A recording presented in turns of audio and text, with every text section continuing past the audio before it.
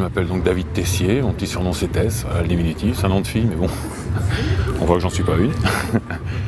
Et donc je fais de la batterie depuis l'âge de 16 ans maintenant, j'ai 44 ans, ça me fait toujours marrer d'être toujours dans le circuit. Et puis voilà, j'ai un petit passé un peu punk, j'ai joué dans pas mal de groupes indés.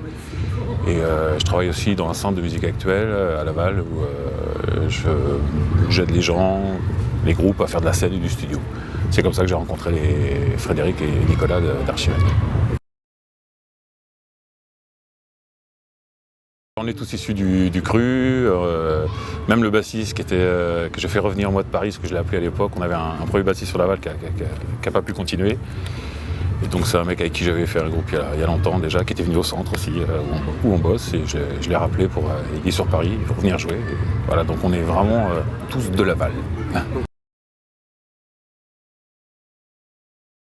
Au départ, donc dans ce fameux centre de musique actuelle, on reçoit vraiment tous les auteurs, compositeurs, on travaille sur l'aide à la création, l'accompagnement. Et Fred et Nico sont venus avec leur compo, guitare-voix, ils voulaient travailler un peu l'harmonie, échanger avec d'autres zikos et tout. Et donc on a bossé avec eux. Pour faire court, on a vu que c'était vraiment très très cool, ils avaient vraiment des compos d'enfer. Et on a mis un petit set en place d'une demi-heure pour justifier un peu le taf durant l'année. Et on a fait une petite date comme ça, donc aussi à la salle du 6x4 à Laval. Et là, les 400 personnes qui étaient là étaient vraiment très très très contentes du résultat. On est retourné bosser au centre, on a dit on refait une petite date ou deux en plus, juste pour le fun, et puis on en fait depuis 7 ans. On n'a pas arrêté depuis, quoi.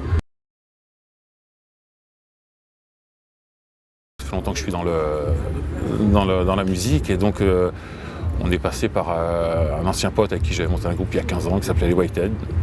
Et donc ce pote s'appelle Laurent Cléry, qui est notre manager attitré maintenant, et je lui ai envoyé des démos.